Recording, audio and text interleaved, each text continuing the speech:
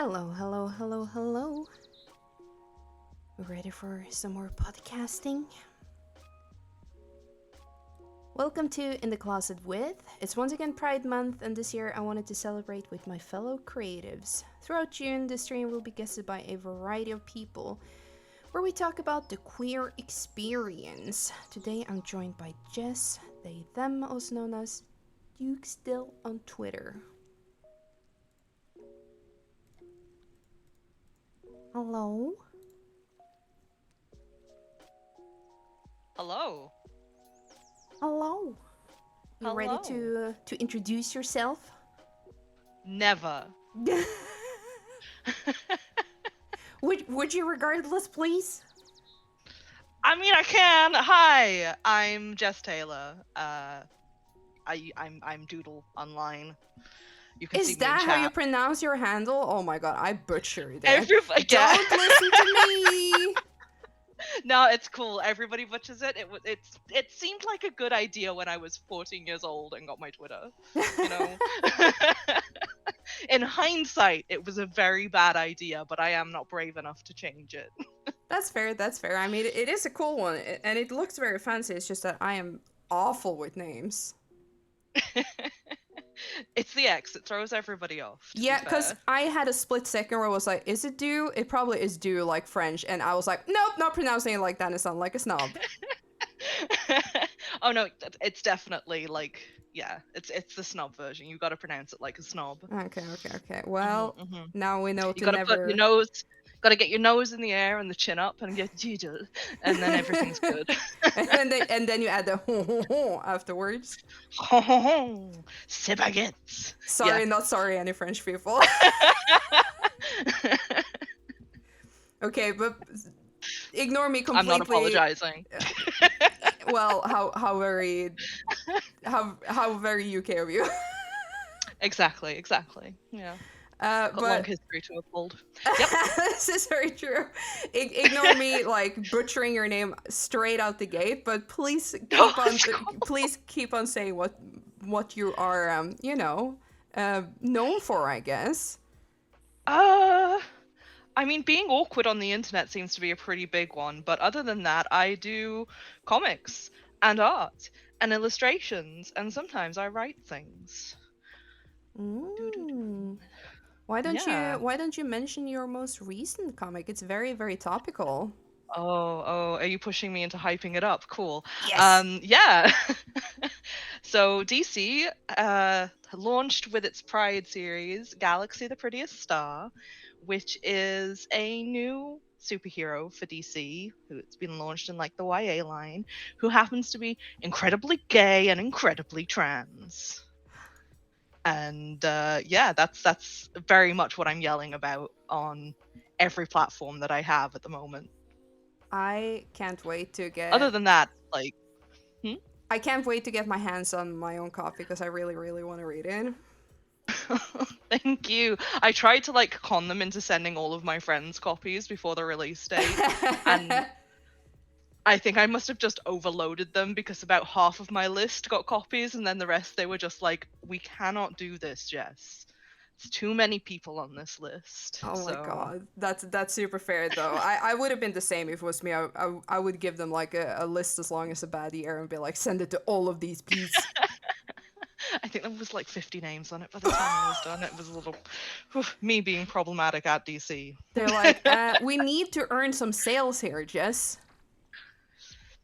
No, no, selling books? That seems like a foreign concept to me. I come from conventions, man. You don't sell books at conventions. Woofa woofa, too real. I'll leave now, shall I? I know where the door is. DC just standing there like, Jess.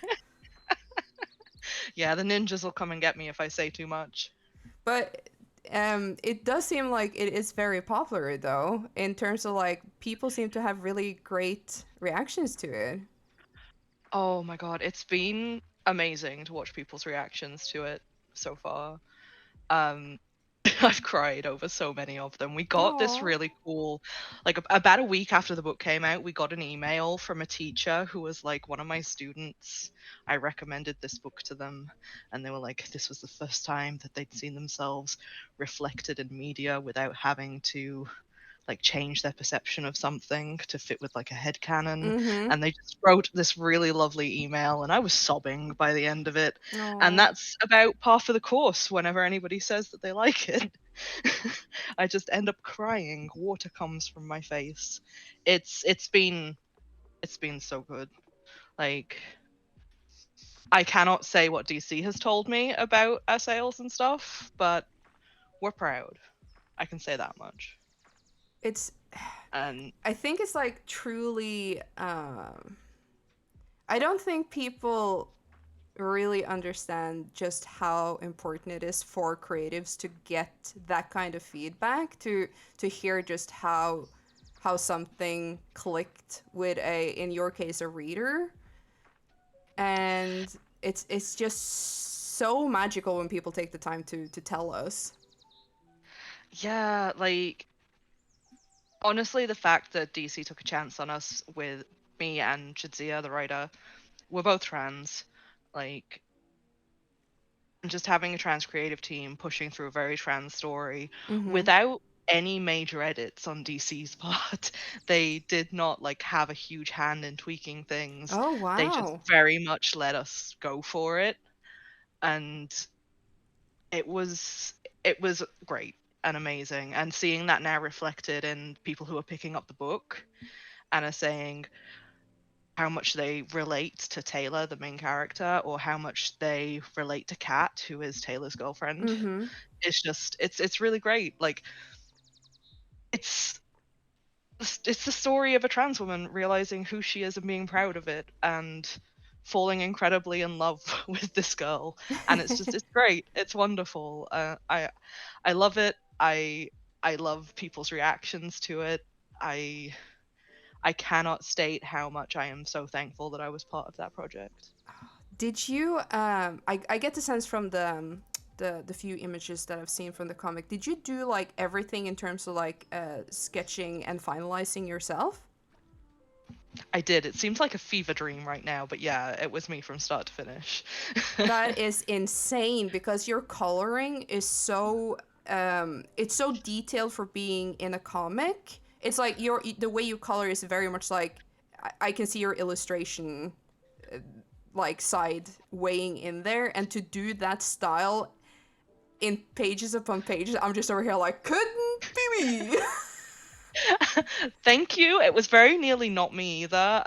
Like, I'll be very frank about my process during that comic. Like, uh I had a particular vision in mind for it and spent a little too long getting that vision out. Mm. Burnout is real in the comics industry, but let's be honest, sometimes artists do it to themselves, and it was definitely a case of that with me for a certain portion of it. Yeah, because I actually almost, I mean, I don't know if you could have answered it, but I almost wanted to know if DC like stood on the door and were like, yeah, we want you for the way you color because you have a very like beautiful, distinct way of coloring that is like signature you and very recognizable. And I wouldn't been surprised if they were like, yeah, it's either this or nah. Thank you. I mean, I was brought into the project pretty late, actually. They'd had one artist working on it previously, and Oh. then they brought me in afterwards. And DC had already approached me, being like, "Do you want to do something for us?" And I was over here sitting like, "Sure, sure. Give me a Batman story. I like Red Hood." And they were like, "How about a wild card?"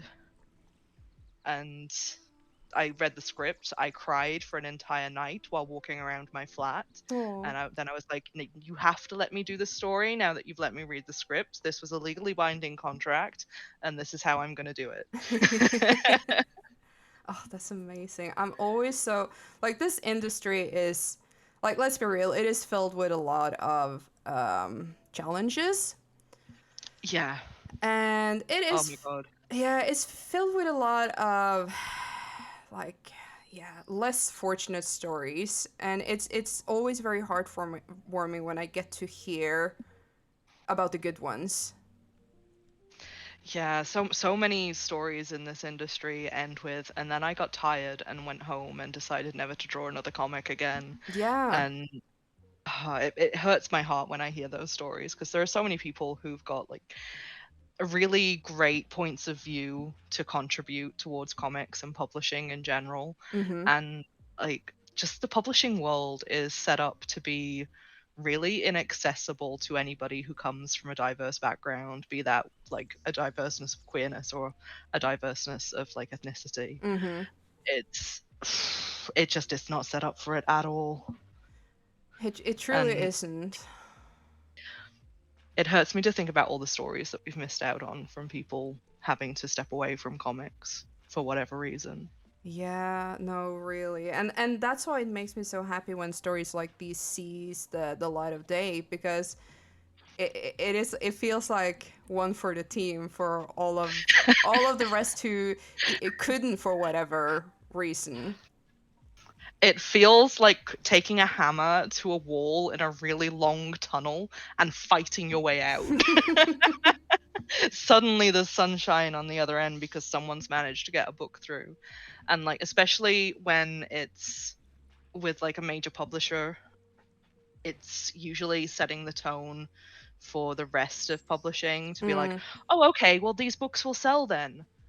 And then they'll take on more like it. And that's the whole point. Yeah, Like yeah, exactly. Because once stories like these actually get the time to shine and to prove a point, and especially if they can make money, the publisher are like, oh, okay, okay, we see that because at the end of the day, let's be real, what they want is money. So when they see that the money is there, they're like, okay, yeah, you have my interest. when we put our little capitalism hats on and we're like, the buyers are there. There must be a market for this. There's Um, almost like there's queer people out there who want queer content. yeah, yeah. And it's like, we're everywhere. Can we just have like normal stories yet? Can we just have characters and stuff and it just be like accepted? I will say, even with the release of Galaxy, we had to field like quite a few trolls the first week that it was out, who were all just like, "You're ruining comics. You're ruining DC." It's just like, sit down, shut up, get out. Yeah. Since you're bringing it up, it was actually on my mind because this is like an actual hero in the DC lineup, and I'm gonna Yeah, admit like sooner rather than later that my knowledge of Marvel and DC is not spectacular because it has never been like on that much on my radar, especially after I like got out of my teens, so a million years ago by now. well, I mean, Um, fair. And there's like hundreds of people in every lineup for superhero comics. yeah. But I will actually have a colorist for. Oh my god, think it is DC actually later in this month, and I know that they have faced their share of, you know, I try to be level-headed, but let's just say gatekeeping dude bros. Uh, Oof. in the Yeah. comic scene, and they're just a colorist, man, and it makes me think like, how is it when you're the creator, not to like shit on colorists, but you can't be faulted for creating the characters that people are angry about. Yeah, like when you're someone who has had like a hand in the design and a hand in how a character is presented, like for those who don't know, colorists are usually brought on after the pencils and the ink work have been done for a comic and have very little say over the subject matter of the Mm-hmm. comics that they work on usually. They do brilliant work, but they have very little to do with like the story and Yeah, character yeah, yeah. aspect of it. Um, and like when you're a creator who's had a hand in that story and the acting and how things are portrayed, it's pretty devastating. I'm not gonna lie, to just sit there and watch people try and pick it apart. Luckily, after DC's faux pas with I Am Not Starfire, the one that Yoshi did, they've assigned like proper PR teams to us who've been like blocking people like that and reporting tweets all over the place. Oh, So they kind of went out of their way to make sure that we were okay. But that's very nice to hear actually, because there has been a lack of protection towards uh the creative teams. yeah, yeah. No, that historically it's not been great on releases with the steps that DC has been taking with a lot of its like YA queer releases. But they've looked after us pretty well, to be fair. Yeah, that's great to hear. Yeah, yeah. I wish that was the only gatekeeping that comics faced. Well, yeah, let's be real. That's far from it, sadly. Yeah, me diving into topics that we're not here to discuss. I mean, like I told you before stream, there's no topics that are off topic. Oh, fair, So fair, fair. so Yeah. I absolutely don't mind. I especially try on this podcast to leave my raging angry shark Sona in the background and Oh, be a little mellow. So even when we're talking about Mr. Elon Musk the other day, I was like, yeah, he's a guy that exists. I try to not be like he's made up of cells, and he sure does breathe a lot. yeah, yeah. So I try to keep it like cool, even though I I'll also make it clear that they're not my favorite human being on planet Earth. I'll put down my little comics union badges then, and everything will be good. Oh no, it's super fine. I don't mind if my guest is very very actively engaged in something. That's a okay. But yeah, there. If we get started on workers' wages, I'm gonna be here for 3 hours. Oh, I think that's something we can all agree on. That's oh boy. All Too real, right. too real. Let me reel us back in a little smidge and start with the first question, Yeah. which is, when did you know you were perfectly queer? Forever. I know that that's like one of those answers that is, I feel like it's a bit of a cop out because you don't know at the time, or I definitely didn't know at the time. Mm. But looking back on it, I definitely should have. So you Like, had like a suspicion at least, or yeah, I had suspicions since primary school, mainly because I had the biggest. Looking back, I can only call it a crush mm-hmm. on one of my teachers in primary school. She taught science, and she did like choir afterwards with us doing music stuff. And I thought that she hung the sun, moon, and stars. Oh, I was that's so just this cute. little 10-year-old me following her around with big eyes, like, oh, you're beautiful. Do you know that? That's so cute, though. I actually haven't had a guest here yet who admitted a crush on a teacher was usually a childhood or teenage friend. That came later. That came later. it was the teacher first and foremost, and I thought that she was stunning, and everything that she did was wonderful, and she was just incredibly kind.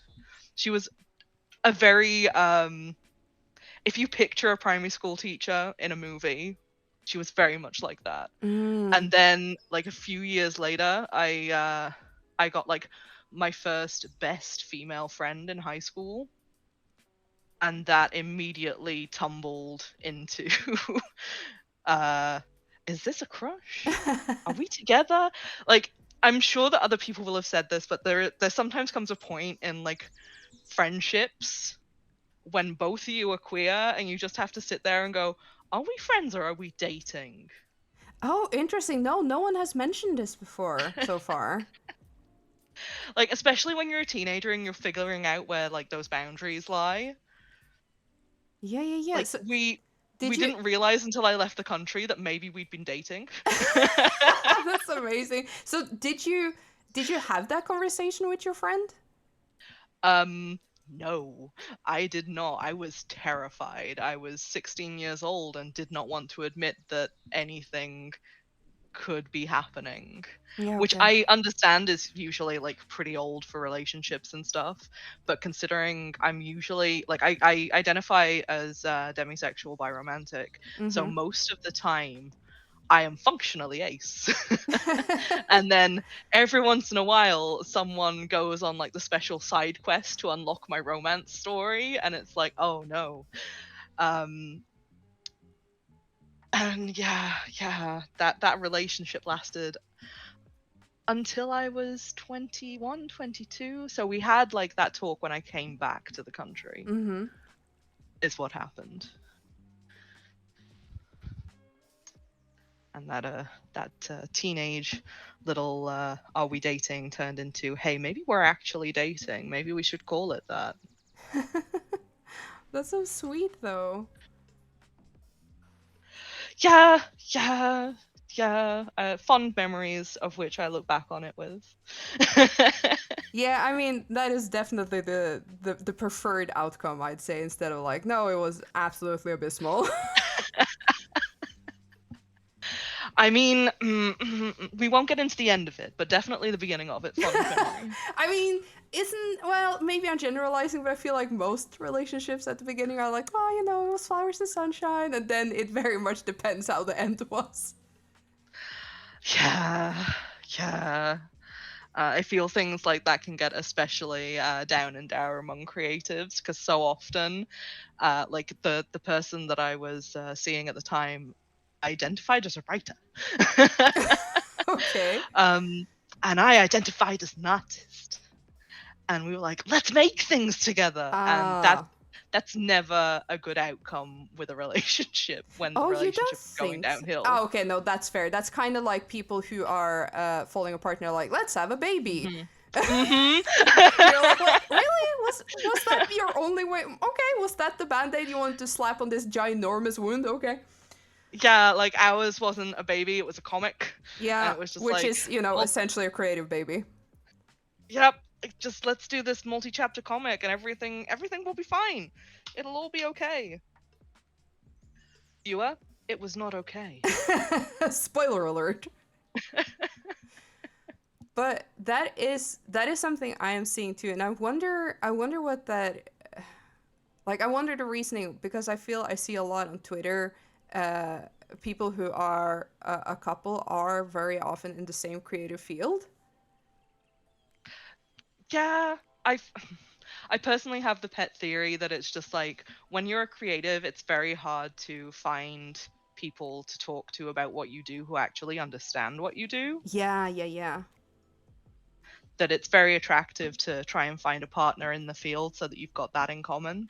Yeah, because there is something incredibly attractive about when someone, like, let's say you're passionate about something, and then the other person responds to that, like, yeah, yeah, yeah, and Hmm. brings their own passion. You're like, is this love? Is this love or are you my hyperfocus? Who knows? Maybe you're both. Oh my god, the real. Oh. I feel like it goes double for like queer relationships in like creative fields. The amount of LGBT people in creative fields is ridiculous compared to the rest of the population.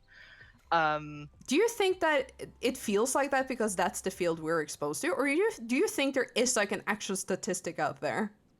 There is an actual statistic out there. Oh. At least there is for the UK comics scene, where they did a poll a couple of years ago, I think, and it turned out like something of 40% and upwards were LGBT creators. Interesting. I wonder why that is. I wonder why creatives are queer. I think we're just too good. That's the answer, and I'm sticking to it. Okay, no It's deepening on just what good means. no, it's just we've got our head in the clouds, I think. Do You've got you to be some form of a dreamer do? to do this job called life. Yeah, but do you think there's something to it by the fact that, not to sound like super cliche, but do you think it's connected by seeing the world through a different lens when you're creative, and through that lens you kind of easier disregard typical norms that especially straight people apply to the world? I feel like there's definitely some form of overlap with that. I've seen a few people talking about it, especially, and how like being a creative, you're constantly putting yourself in somebody else's shoes and viewing the world that way, Mm-hmm. and how that leads to like different layers of empathy and stuff. I've also seen like a lot of talk from people who have like degrees and are much smarter about the subject than I am, that have spoken about like the overlap of people who are neurodivergent and gender nonconforming and part of the LGBT umbrella, who also go into creative fields. Man, that's so interesting. I wish I could like have someone who's like really schmirty schmirt on this explain it to me on like schmirt for dummies kind of levels. Yeah, like I am by no means a scientist of lequia, but, I've seen, like I said, I've seen people much smarter than I am talking about it at length, and I think it's an interesting thing to think about, especially because everybody I've dated has been like ADHD. I don't know if that's just my personal taste, though. Well, maybe I look at I don't someone who's know. slightly hyperactive and very focused, and I'm like, ah, yes, that one. Do you? I obviously don't know about your relationship status that right now, and you don't have to tell me if you're not comfortable. But um, I'm existing in a single miasma. okay, so then I can ask the follow up question again. You of course don't have to answer if you're not comfortable, but uh, Hmm.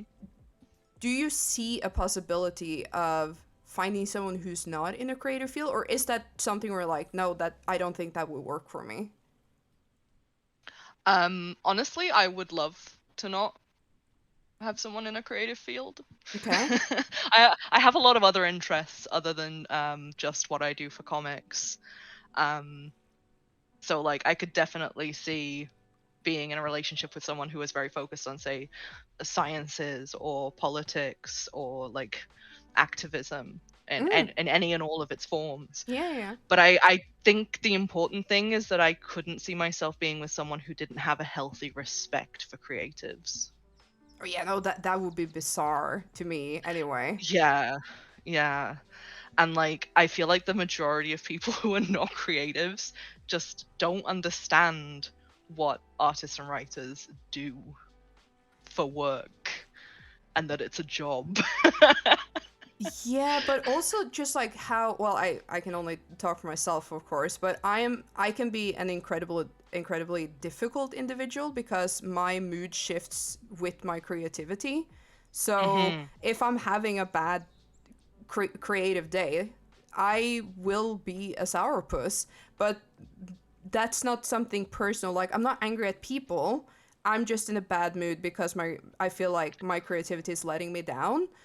Oh And yeah, like art block ruins days and yeah, lives. yeah, and I couldn't be with someone who weren't able to differentiate my anger to my craft, and that I'm not Yeah. angry at them as an individual. I'm just like in a shitty mood.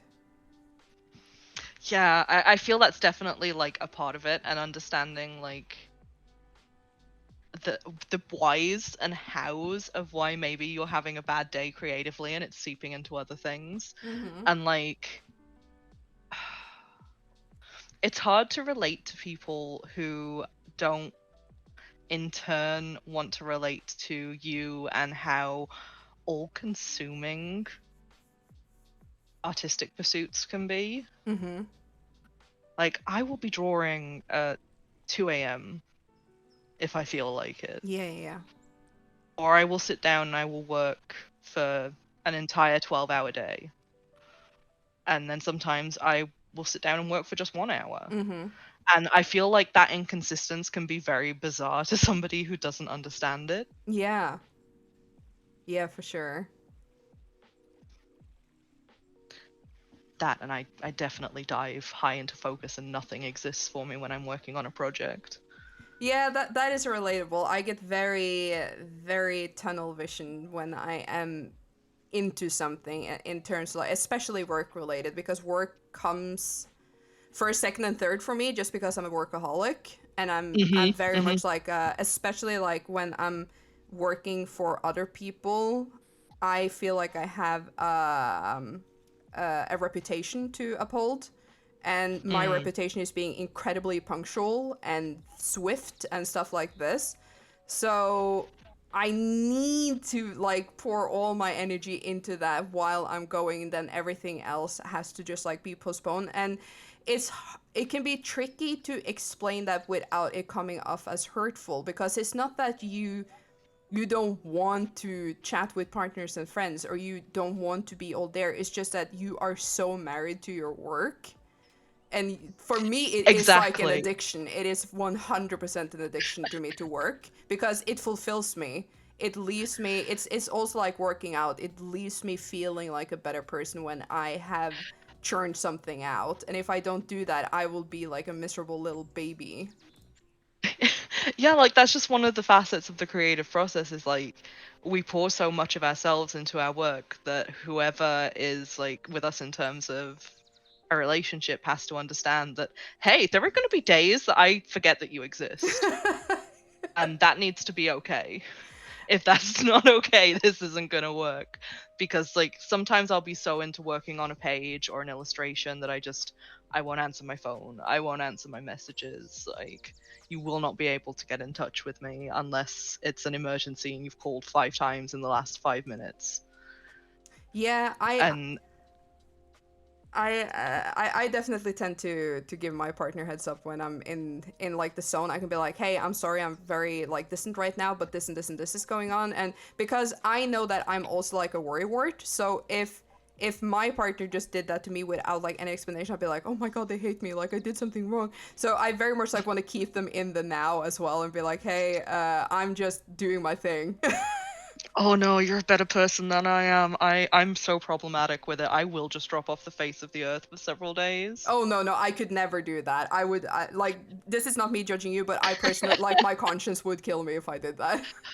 Oh, my conscience kicks in afterwards. It's just I fall like I have this focus thing where I never know when it's going to be a day like that until it's Mm-hmm. already over. And I mean that's super fair, and you know that that's how you are, and I feel like when you're like getting involved with someone, you can also tell them that like in the starting phases, and be like, hey, just so you know, this is something that I do. Yeah, yeah, which is why like it's really important to find people who match up with those kind of vibes, because Mm, if they can't understand that about you, it's going to cause problems and it's yeah, going to for cause them sure. fat. I say from personal experience. But I told you I was well, problematic. I wouldn't call it problematic. I feel like that's not to be like all pointing index finger, but I feel like problematic is a word that is definitely abused these days. I would just say Oh, that fair. it makes you a different person than me, and it makes you a different person than other people, and there's no right or wrong. Like, it doesn't make you worse or better. It just makes you one type of person, and like that's a okay. But like I said, I just assumed that most people our age are at the maturity level that they would also let their significant other or others know of this like early on. Straight. Oh yeah, like you have to be fully upfront if you're going to be someone who's so inconsistent to drop off the face of the earth for a while, to just be like, this is a thing I do. It Mm-hmm. doesn't reflect on you. I'm just, I sometimes don't exist for a little while, and all that exists is the page or the Mm. illustration. Yeah, and I personally think that's super fair, because we're all different. Exactly. But I definitely find that that attitude jives more with other creatives than it does with, say, I don't know, other people. If I'm separating out the two groups, like if someone's got a job and they want to be able to talk to me in the evenings, and I'm just like knee deep in artwork, it's not going to happen. Yeah. And I think it does take a special kind of I don't mean to be mean, but I always call non-creatives normies.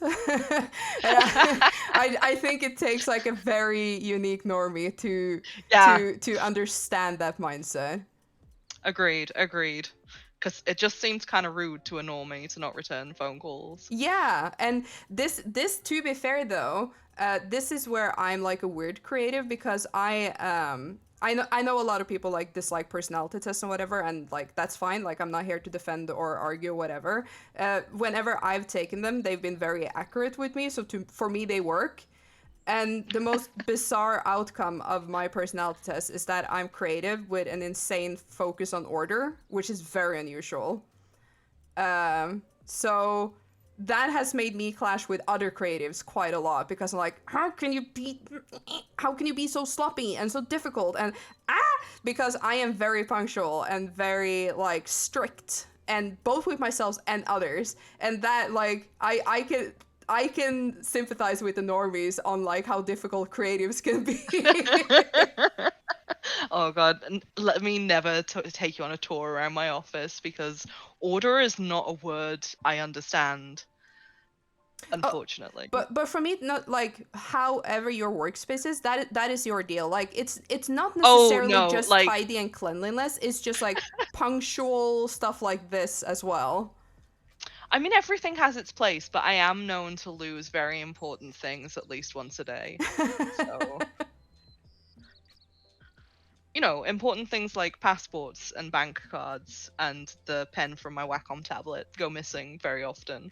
Sometimes it's my cat's fault, and most of the time it's definitely I've just shoved it in a drawer somewhere and I've completely forgotten where I've put stuff.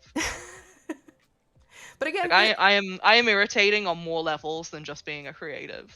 I take pride in that. but again, I wouldn't say irritating. I would just say once again different. Like we are just inherently different because I Wait, wait, wait, wait, wait. No, no, we can't turn this around. no, Like, we can because no, we can't. Before the stream, I was like, it's now my job to make sure that you can take a compliment. But now we're turning it around to not letting me call myself irritating. Yeah, I see your because game. no, because the point I'm trying to make is that I know I'm hyper aware that I am usually equally irritating to a lot of other people because I am such a fucking stick up with like stuff being just so. Like I am infuriatingly anal on a lot of stuff. Even like if you think about it, people are like, "Oh my god, your line art is so clean." Yeah, because I'm incredibly fucking anal. That's why it's so clean. It's not clean just for artistic choices. It's a personality trait.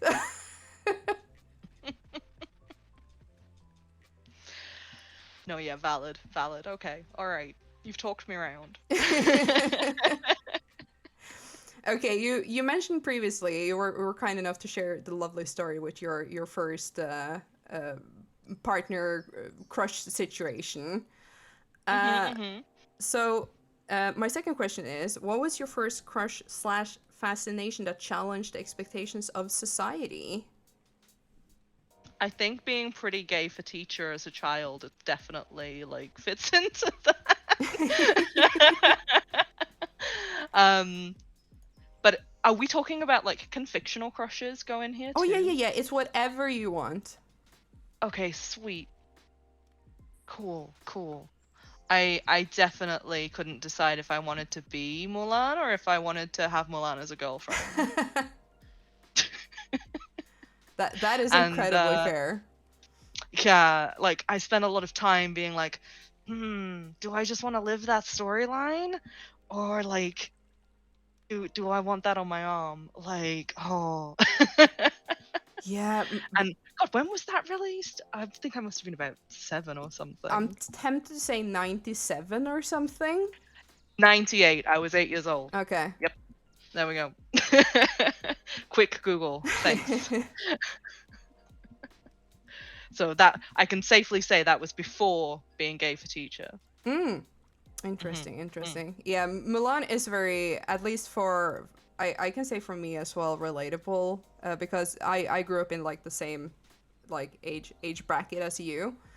Yeah. And I definitely wanted to be Mulan because I wanted to be able to just say, fuck it, I'm not a girl, I'm just a cool dude swinging my sword and shit. I didn't want to, Right? I didn't want to be perceived for my gender because even Yeah. as a I kid, yeah. even as a child, I understood that girls and boys were treated differently. And it's for Yeah. me personally, and this took me years of even therapy to like settle on, but for me, it wasn't about wanting to be a boy. Like, it wasn't about being trans. It was that I just didn't want to be judged on my womanhood. I didn't want to be judged lesser than or sexualized or whatever just because I was a girl. So I wish to Yeah. just be rid of the whole fucking thing so that didn't have to be an issue for me. See, I feel like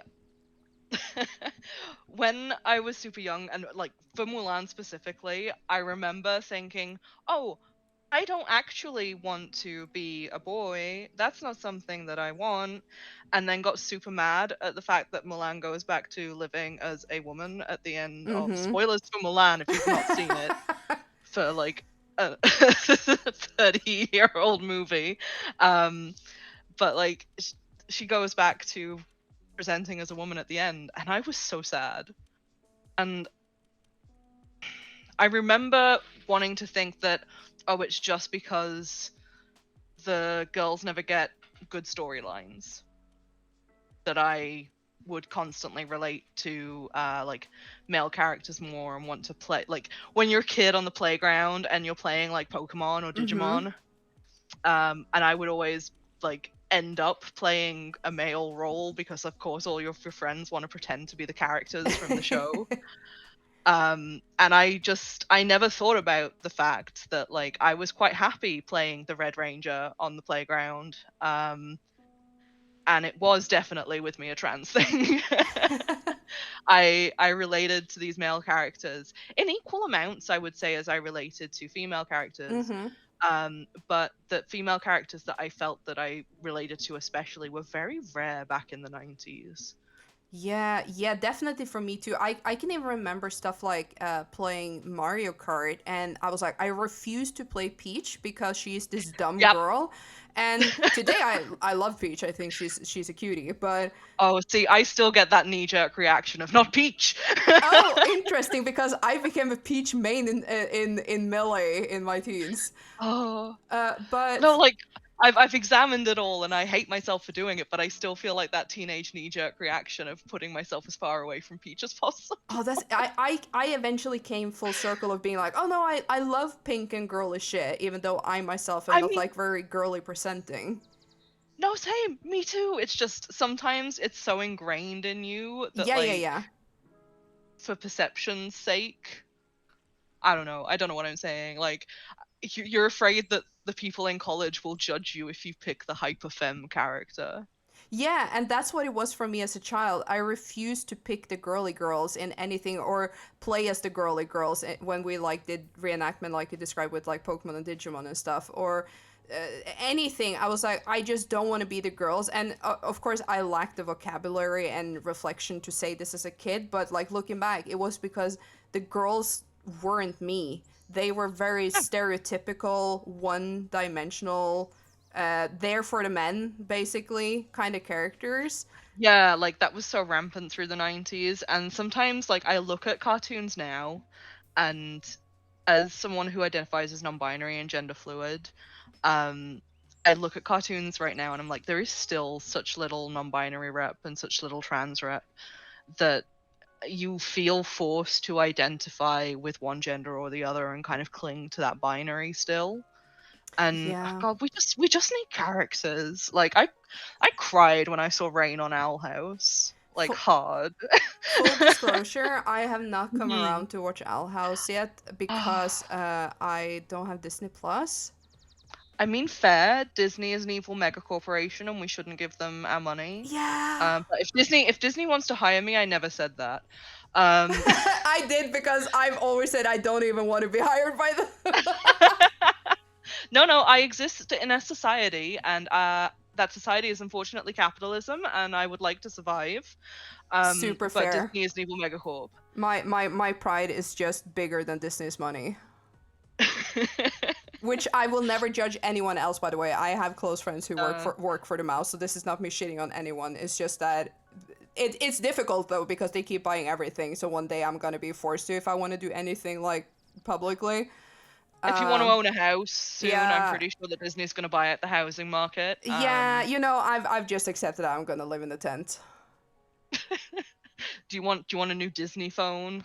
Your ringtone has to be some form of a yuck. Oh, you mean the I Mickey who goes like, "Oh boy," when you get a text message? What happened? What's up? You've got a message. Oh, I hate this timeline. Me too, but also I hope I have working long to make it since. better. No, I hope I long since left planet Earth before Disney owns everything. Oh, me too. Let's just sprout wings and fly away. Yeah, I'm just gonna ascend to divinity. That sounds like a plan. Yeah, I'm just gonna get this weird little cult that I never asked for and become divinity. Okay, the Cult of Jaws. We're starting it now. Oofa, oofa, you say this and tomorrow I'm gonna wake up to some weird parasocial shit and be like, Jess, please! Okay, maybe not. Maybe I'll just send you a bunch of like shark gifs on Twitter, and that can be the start of your cult. How's Okay, that? okay. I'll accept. I'll accept if that's where it stays. All right. Okay, cool. We'll do it on the down low. Okay. Good. It's just gonna be like a little inside thing. People are like, man, there's sure a lot of shark gifts here, and we're just sitting there like, high five. Yeah. Me also sitting here being like, why did they gender the shark? Did they gender the shark? They gendered the shark. Where? Whomst? What? In Jaws, they gender the shark. Oh, that's true. And which is weird. Not to be like all shark nerd, but It's super weird. it should have been a woman because female sharks are bigger. Yeah. So why wouldn't you like instead of Bruce, it could have been Brunhilde or something?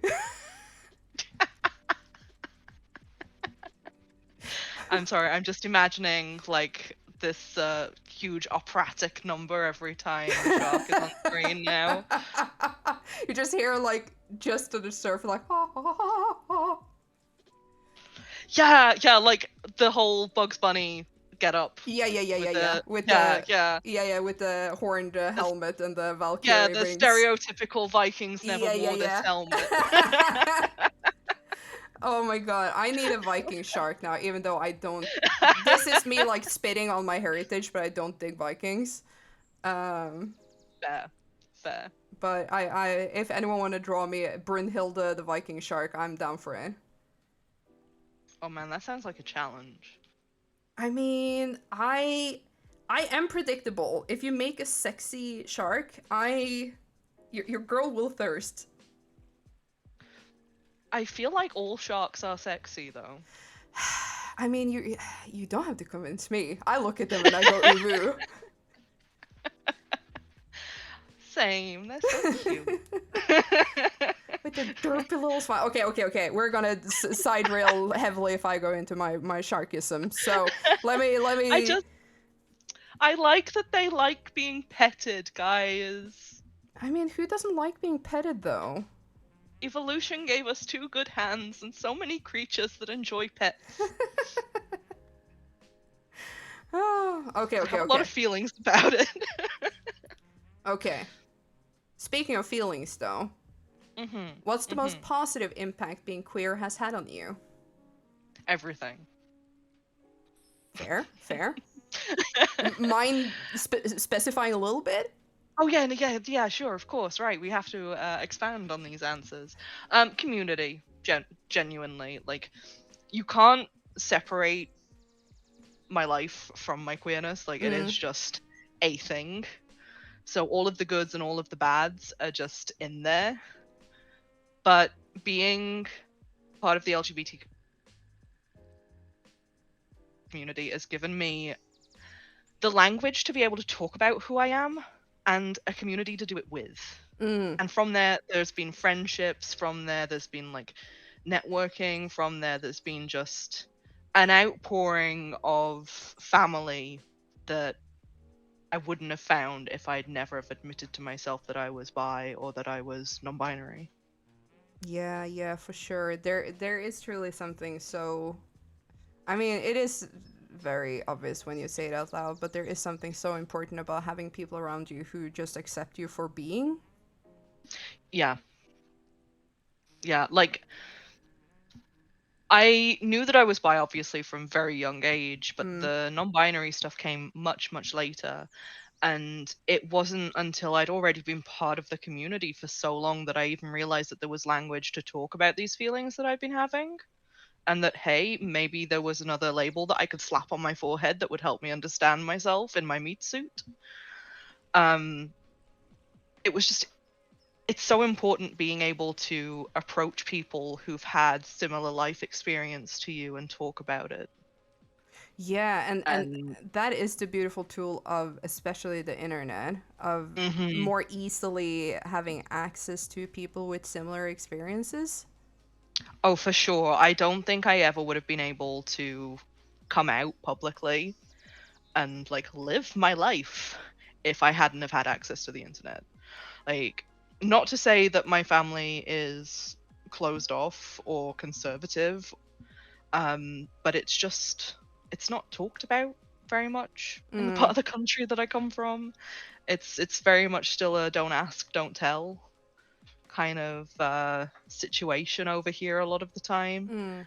And without the internet and the confidence of speaking to other people who had been living out of the closet for a lot longer than I had, I don't think I ever would have made any of my life public. Yeah, no, that is very interesting that you're saying this, because I feel that is kind of like a general thread through a lot of people from our generation, that we grew up with people who were, and I'm generalizing, of course, this can be like very different for different people, but I get the general feeling that a lot of people grew up with people who said they accepted it, but it was kind of like, can you do that on Hmm. your own free time and not bring it into my life kind of situation? And it doesn't leave a lot of room to investigate that with people you grew up with necessarily. Yeah, like I remember the first time that I'd ever even had contact with the idea that someone in my family might have been gay Mm-hmm. was like I was 13 and someone mentioned offhandedly that like my great uncle's son was out in like Australia with his boyfriend. Mm. But it was all very hush hush of his partner. Oh And yeah. it wasn't until like you asked more questions that they were like his male partner. And it was very much said with like a quite disapproving tone. Yeah. And that really Um leaves an impression on you, because then you're like, oh, okay, yeah, but that's quote unquote wrong in the other. yeah, like not to get too like into the feelings, but I remember having conversations with my mom growing up where it was always like, you can be whoever you want to be, you can be great, you can do whatever you want to do, and oh, if you're a lesbian, it's totally fine. Mm. And then we had a conversation when gay marriage was made legal in the UK, and her tone changed completely in the space of that conversation Yeah, and to she didn't see why the gays needed to get married. And like that stopped me from coming out to her for a good 5 years. Yeah, it's so interesting where it's like here but not further, and it's always the Mm. I have nothing against gay people, but, and you're like, Mm. so you have something against gay people is what you're telling me. Yeah, and like the fact that it can come from a family being like, oh, it's fine if you want to date people of the same sex. Mm. It feels like they always ask that question, expecting the answer to be, "Oh no, I don't want to do that," so that they can just breathe a sigh of relief. Oh, that's interesting. I never thought about it like that before, like that angle. Because the way I always read it is that they're saying it because they do love you and they just want the best for you, and they're trying their darnest to create like a safety net for you. But then their safety net has giant holes because they didn't take into consideration that you might actually be gay. I mean, I would always just answer the question, "Are you a lesbian?" with no, because I'm not technically. But it's Like, so I'm wild to me. bisexual. You've never asked me if I'm bisexual. Yeah, Therefore but I'm not really lying. it's also so wild to just be like, are you XY says like, does it matter though? Like in the terms like just for the sake of curiosity, does it matter? Yeah. Well, I think I raised a lot of flags for my parents when I was growing up because I kept for one, that big old relationship in my teens was kept very hush hush. Mm-hmm. And I don't tend to date very much, obviously, because most of the time I am just functionally grey ace. Um, that my parents just assumed that I was hiding illicit affairs from them. And I mean, yeah, I was. I was not bringing people that I was dating home. That Mm. was not going to happen. Not when, like, you know, gay jokes were happening left, right, and center. My uncle is a bit. Um, I no longer have contact with him. It's fun. Yeah. But like there is that obligation to just clear the air so that they can breathe easy and not have to worry about it for another year until they get slightly concerned again and ask. Yeah. And I'm sure it came from what, you know, a cis straight person thinks is a good place of, oh, but if you are experiencing these feelings, surely you want to talk about it. Um and without realizing that every time they say, are you XYZ, there is like the silent but on the end of it. Mm. Like, it's all right if you're a lesbian, dot dot dot, but like I always hear that at the end of those questions. Yeah, yeah, that is very fair, and I can absolutely see that angle, which is why to bring back the thing you said about like representation and stuff like the Owl House and everything, I really Mm. hope that I mean the landscape has shifted in a lot of places, and a lot of places Oh it yeah. hasn't nearly shifted enough, but I hope that by having stuff like the Owl House and Steven Universe and these like queer centered entertainment pieces for like I mean we adults watch them but they are made for kids, and I really hope that some parents sit and watch that together with their kids from time to time. Yeah, like when it comes to when it comes to representation in media, I feel like so many of us are watching kids cartoons these days because we're just treating our inner child like as Mm-hmm. someone who's been through therapy. You get told to reparent yourself a lot, Oh, and interesting. part of that is encouraging and treating your inner child to Mm-hmm. things that they never got. And I know a big part of that for me has been inclusive cartoons, Yeah, that makes a because lot of sense. I can't go back and relive my childhood, but that doesn't mean that I don't still get the joy that that kid would have got from seeing inclusive characters on screen. Yeah, and for me, it's also been the fact that a lot of these quote unquote kids cartoons, because that's often used in like a negative connotation, and that's not what I mean. I just mean that they Mm. are quite literally made first and foremost for children, uh, Hmm. but they are made with a cleverness that also includes adults. So and not in that like yuck yuck 90s cartoons where they try to be as gross as possible and still have it air. And Yeah. I know that Yeah. this is a fact because I had teachers in animation school that had worked in Cartoon Network, so they let me know that they tried to pull that rope as tight as possible for what they could Oh, yeah. actually get on air, which is I can once again only speak for myself, but I really dislike stuff like Cow and Chicken and I Am Weasel and Same. stuff like that because it was incredibly uncomfortable.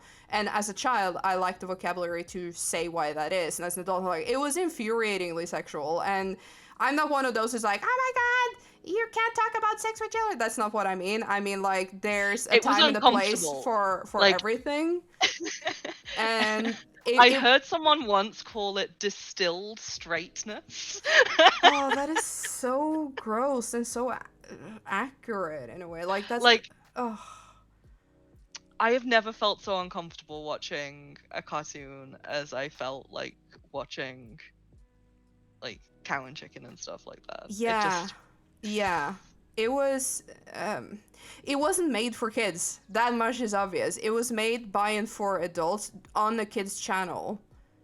like, no shade to anybody who enjoys No, those absolutely shows. not. Absolutely It's not. just watching it for 10 minutes I was like, this was not made for me. Yeah, and that's what I mean. Like, I am not trying to make anyone feel bad if they genuinely enjoy that show. Like, all the power Yeah. to you.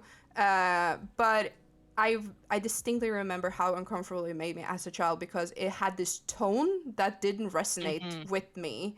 While now I feel like stuff like The Owl House and Steven Universe and She-Ra and all of these shows, they have a tone that hits the kids, and it's safe and pleasant and fun and full of discovery, and then it has like layered into that delicious cake a little bit for the grown-ups as well that isn't bad for the kids to see, but they also don't necessarily get the context until they're a little bit Oh man. older.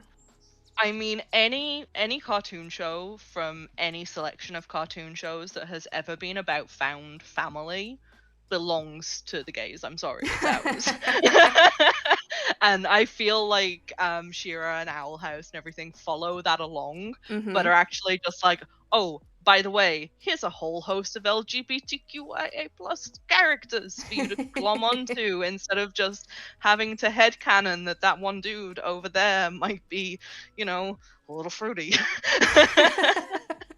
It's like, ah, I feel like it's finally letting us breathe on Mm, screen. yeah, and it's no longer the constant kill your gaze or play for Yeah, laughs or stuff like that. Is actually serving a purpose, like serving a yeah. plot purpose, and And they live action TV is so far behind that oh compared to woo, boo, woo, cartoons. woo, yeah, for sure, for sure. Oh, like I am currently watching Stranger Things.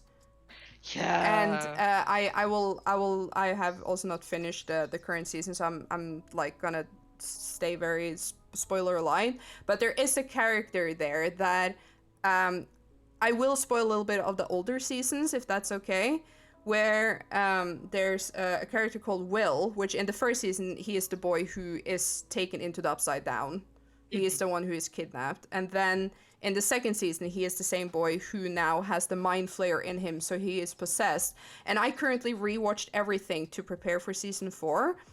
And now, with like all the queer lenses that I've like acquired through the years, I was like, wow, this whole story with Will reads like being closeted, uh, Mm. because if you just look away from the obvious way that he is acting in the show, which is very much like he most likely has a crush on Mike or at least another dude that is not comfortable coming forward with, but especially in season 2 where he is possessed, that entire thing reads like clearing him of being gay, kinda, and that the show is Mhm. aware of that, and that because he's like, there's something inside of me, and it makes me feel ill, and I'm wrong, and I'm different, and I'm just over here like, yeah, that's called being gay in a society that doesn't accept gay people.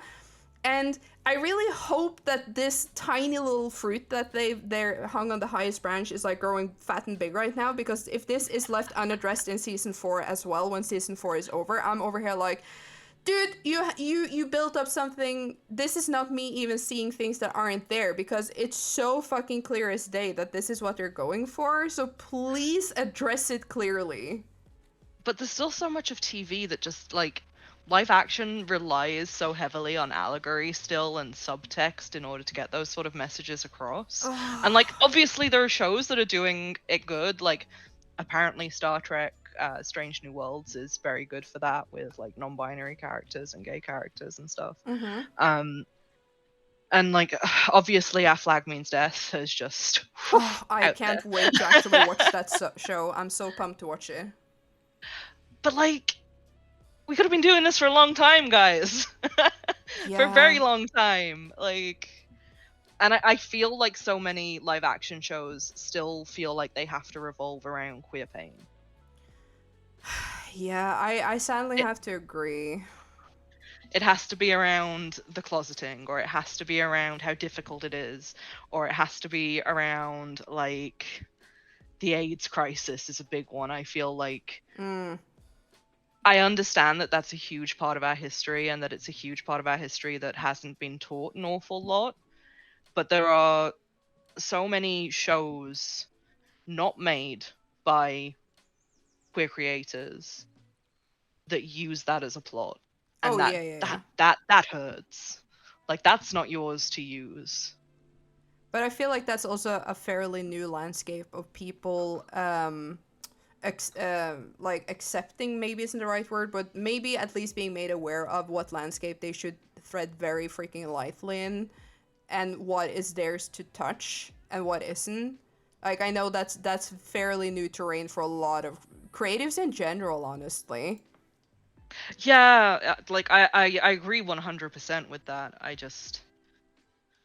It would be nice to see live action take the same approach that cartoons have taken, in that just throw a gay at it and see if they stick. Because Yeah. I feel like cartoons are just now like, obviously it's still hard to push it through, and like it's hard for us to push gay comic characters through, so Mm-hmm. it's got to be hard to do it for anything that goes on screen. But it's done in a much more natural way, where people are just allowed to exist most of the time. Mm-hmm. And like we want normality, not to have to sit in the pain of an existence, you know. Yeah. I say preaching to the choir.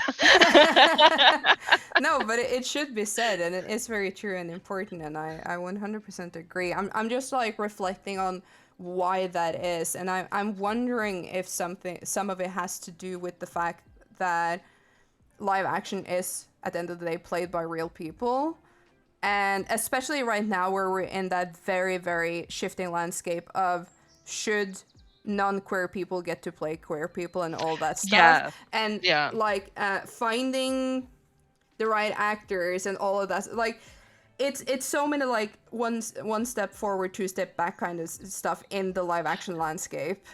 yeah. No, I agree, and I think that's why Our Flag Means Death has been so important as a show. Mm.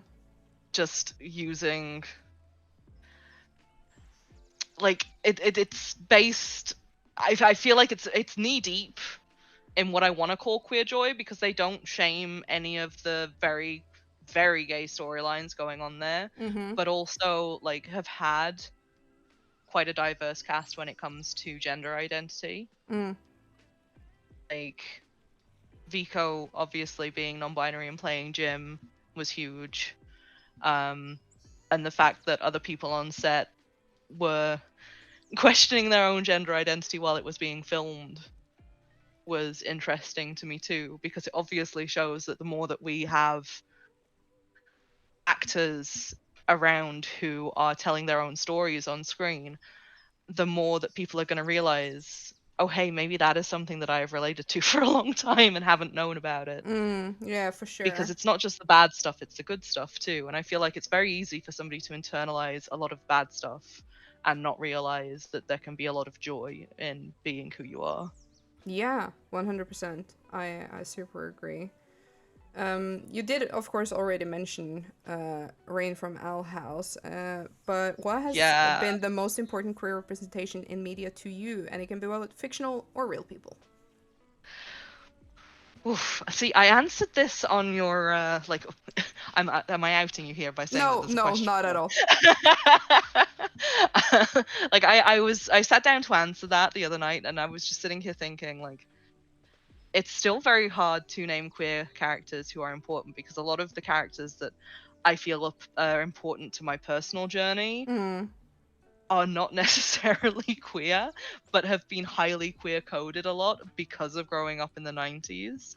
But obviously, Rain was incredibly important to me. hmm. I would like to say that Galaxy is also important to me, since Galaxy belongs in part to me. Yeah. No, but I, I Between me think and Jadzia.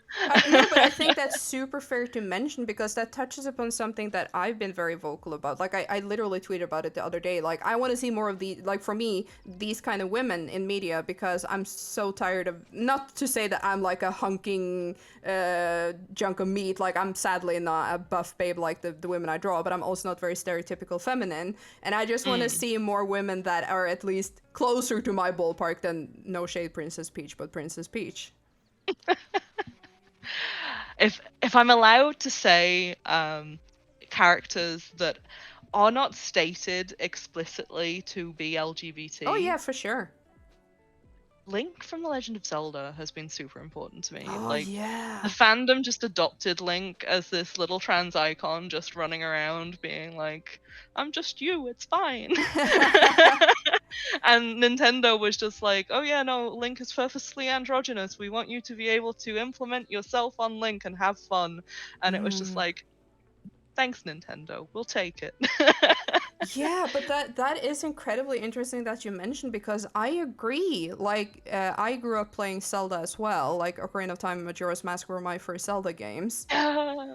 and Oh, I love getting them. to play like this beautiful little like I see Link as a boy, but I like it's a-okay for me whatever you see Link as. But this beautiful little boy that was just like he was quiet, of course, so you can like put so much upon him that isn't necessarily there, but it's there for you, and it makes every experience with the Zelda games very unique. Yeah. Like I do love that part of the fandom has just kind of carved it out that Link is just a trans icon. Mm-hmm. And like, at least until they started voice acting the games, so much of Link was kind of left unsaid.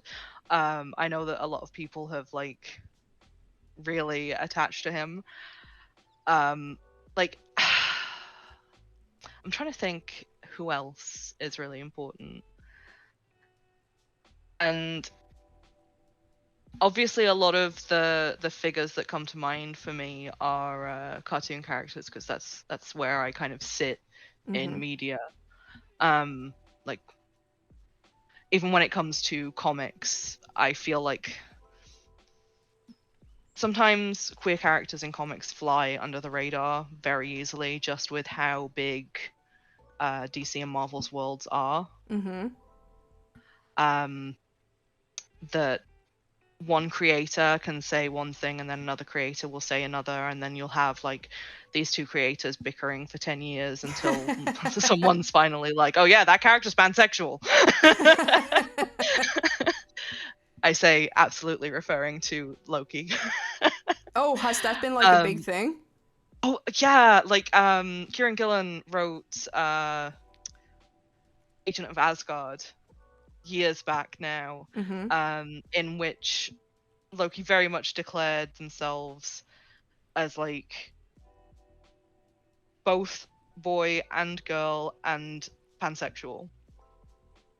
I'm Like, like not to out myself as an utter fucking Norwegian dweeb here, but to me it's like it's so wild that you can take Norse mythology and just miss the fucking mark that not only is Loki a shapeshifter, so he can be whoever and whatever the fuck you want, but that dude right? fucking had sex with a horse, dog. Like he has done some stuff. So I think like being pansexual is the mildest on his little scale of, you know what I'm gonna do look, today? I'm gonna look, fuck a Loki. horse. Loki's just a single mom who works too hard. It's fine. Exactly, with very misunderstood children, including a snake, a wolf, the actual And goddess an of eight-legged hell, horse. and an eight-legged horse. You know, that boy is not picky. Oh my god. But yeah, no, like after Agent of Asgard, there was like a lot of back and forth as to like where that kind of settled for Marvel. Yeah, um I until like the very recent Loki series that I think was cancelled after like 5 books. And they were very sketchy about it in that one too. it's I someone just did not read the actual lore of Norse mythology when they were like, "Hey, we're gonna make these like American superheroes," because maybe you want to check source material and see how goddamn gay Norse mythology is if you have an issue with it being gay. Yeah, like not to out myself as a Norse mythology nerd, but like you cannot look at any part of the Norse pantheon and think, oh hey, this is a super straight cis dude. Like even Odin is referred to as having got like wisdom, magic, and knowledge in ways that would be associated with stereotypically feminine presentations or Mm, methods. mm-hmm. Like it's just yeah, I won't even like walk down that road. It's almost like the Vikings were, quite free in their sexual experiences. Yeah, which makes sense considering they were all up in everybody's business. Yeah, they were doing a lot of the sex thing. Yeah. Oh, but like aside from like DC and Marvel having bickered for a long time over presentation, I think one of the most important presentations in cartoons is also one of the most problematic presentations in cartoons. Oh, Um, and I'm gonna come out and say it, but that was Shiro from Voltron. you know what? I was actually thinking about that earlier when we were going through like the modern shows for kids Mm. and how Voltron actually came out after Legend of Korra. And I was talking Mhm. about Legend of Korra in with one of the previous guests. It's like we like Legend of Korra crawled so the cartoons of today could run. And Yeah. today we're like so underappreciative of like how big that was in its time because it's not Oh big no, today, like but it was huge back then. I remember streaming it because they'd moved like the last part of the series online, hadn't they? Mm-hmm, And yeah. just like watching Korosami happen in live like in lifetime, if Mm-hmm. you will, was historic. It was just Yeah. like, but it was left so like it wasn't vague, but it was vague It enough. was vague enough so the investors were happy. And Yeah. with Voltron, they just like regressed 10, 20 years by, oh yeah, you know that kill your gaze thing? Yeah, we're doing that again. Okay. Yeah, and I hate it, but like I remember that after Legend of Korra, there was a lot of discourse online about bisexuality and the Mm-hmm. representation of same-sex couples in cartoons, and it didn't go anywhere.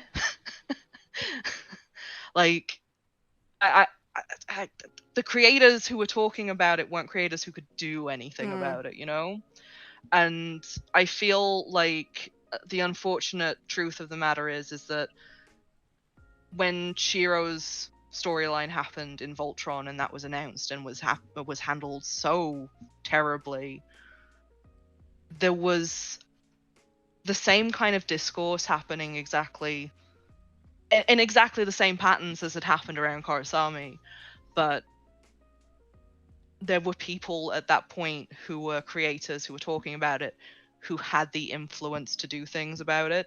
Mm. Because I remember that was kind of around the same time as the Legend of Korra comics came out, Oh yeah, yeah, yeah. and the Legend of Korra comics at that point were very blunt about the fact that Korra and Asami were together. Oh yeah, they were very, very, very addressing it. Yeah, and so like I don't like that I think Shiro was an important gay character on screen because it's terrible.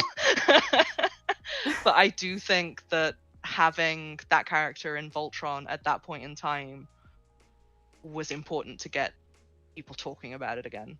Yeah, no, I see where you're coming from. Sometimes we can harness something good from something unfortunate. And I think Yeah. that at least opened up for the debate of, are we really going back to that kind of treatment of gay characters again? Can't we Yeah, like do better? especially like because Steven Universe had been going for years at that point. Yeah.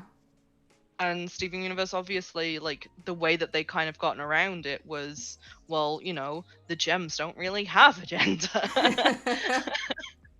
And it was just like, okay, the gems don't have a gender, but you're clearly like coding them. Yeah. And going from that sort of presentation where it was like they could get away with quite a lot because of just saying that, hey, the gems don't have a gender, so technically, Mm. to then instantly being thrown back into the Dark Ages because they wanted a man loving a man on screen. But this is something that has been, at least for me, a little, and probably for a lot of people, a little frustrating, because Voltron is like, in the future, question mark. I don't know if is it even planet Earth? I can't remember anymore.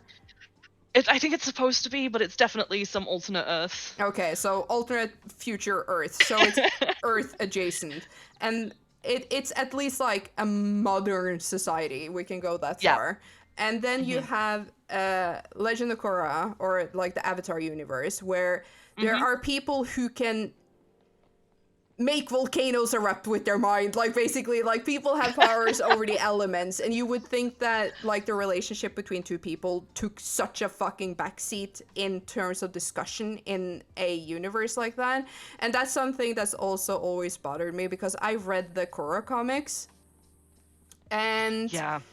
the fact that they have to spend what felt like 2/3 of those comics to justify them being gay, and like how the environment around them reacted to that, I was like, really?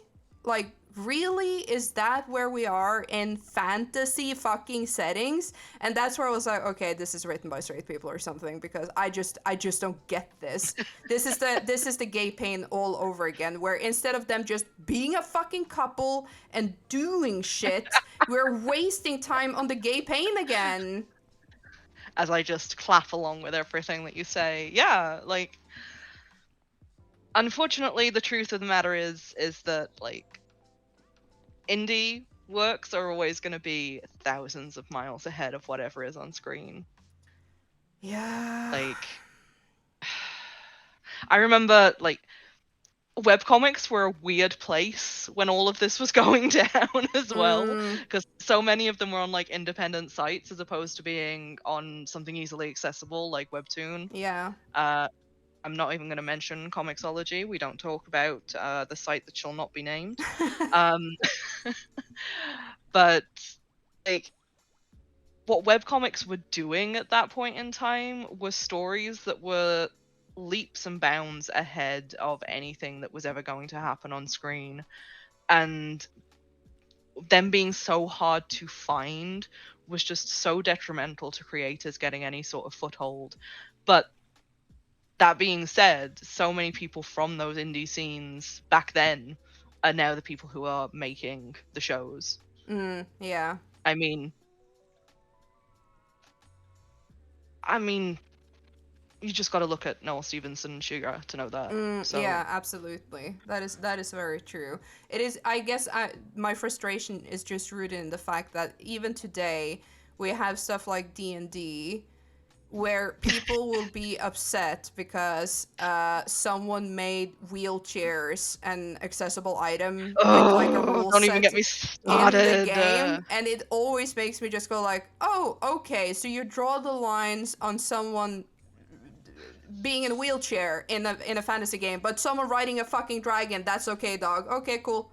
I just don't think we're Yeah, playing the same game. we're not. I have said this many a time, and I will say it again. There's rules lawyer D&D, and then there's gay D&D. This is very true. And gay D&D is where you just want to date your friends. Yeah, no, you are absolutely correct. But that same frustration is the frustration that I had when I read Yeah. the Korra comic or watched Voltron, where I'm like, really, we live in a society where all of this is possible, but being gay Yeah, is not. Okay, cool, understood. I see where your priorities lie, because it creator. really is. It's really like being punched in the face by all of that gatekeeping. Mm, And 9 times out of 10, it's not even down to the creators. no, it It's really down isn't. to like editorial teams, or it's down to like the big higher ups who have the final say on what the presentation of their show is, because they're the people who control the money that goes into paying everybody who's working on the thing. I Yeah. mean, look at Alex Hirsch wanted Yeah, like with the Gravity back just Falls. yeah, just like background gay characters in Gravity Falls would have been Oh, great. But no, can't have that, says the mouse. yeah, you know, That's they're gay, says Mickey. ain't no gays in Disneyland, said Mickey Mouse. Don't sue me, Disney. I don't have that kind of money. Anyway, I know we talked a lot For and legal very reasons, Disney is great. wonderful. Huh? I know we have already mentioned a lot of passion project stuff because we talked about Galaxy the Prettiest Star and everything. We But did. I'm still gonna ask: do you have a passion project relevant to being queer? Every comic that I ever fucking write. Hmm. Am I allowed to say my D&D campaign? Yeah, for sure. It doesn't have. Okay, let me emphasize: a project doesn't have to be. Not to say that you don't earn money on it, because I don't know, but it doesn't have to be monetary. It can be like just fueling you with happiness. Is a project. Oh, well, I I don't know if I can talk about one yet. Um, so I'm just gonna leave it here that, you know, if you like Mass Effect, you should maybe keep your eyes open on my Twitter I am keeping them over the open. following over the following like next few months. There might be a thing. Mm-hmm, mm-hmm. Um, Taking notes, taking notes. but yeah, no, my D&D campaign Hellions is like a love letter to just queerness in general. There is not a single okay, there's a single straight person in Hellions, and that's it. The pity straight. Yeah, there's one cis straight person in Hellions. Like the majority of the NPCs are trans. Like I don't. None of the player characters, I think, are straight. And I'm only saying I think because like some of them are actively playing their characters as ace, Mm-hmm. and like, I love it. I love it. Oh, D&D is wonderful. Yeah, we play gay D&D. We definitely just want to sit down and date each other. So Oh, if you're interested in checking that out, by the way, we're on Going Crit TTRPG here on Twitch, yes. and we stream on Mondays. It's like a fantasy story about a really fucky time loop, guys. But it's about a bunch of magical teenagers who are just trying to put the worlds to rights while their tutors look on in abject horror. Oh, I love it. I um, love it. but yeah, everything I touch is just some form of queer passion project. Yeah, I feel that. That is highly relatable. I Alrighty, think it will be Jess. for the rest of my life. Yeah, alrighty. We are Mhm. coming up on the last question because once again, I know that we could sit here and blah blah forever because this is an absolute hoot and a half. So I will just throw you the last question of the day. Okay, alright, and I'll mourn the last question. If Okay, you I've mourned could it. go back in time and speak with your 13-year-old self, what would you say? That